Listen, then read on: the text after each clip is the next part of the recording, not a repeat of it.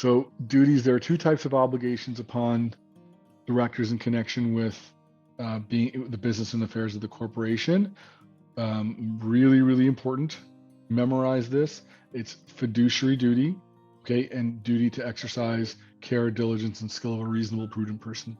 I mean, in effect, it's all sort of the same, bucket, but basically you've got to act honestly in good faith with the view of the to the best interest of the corporation, not of the majority shareholder.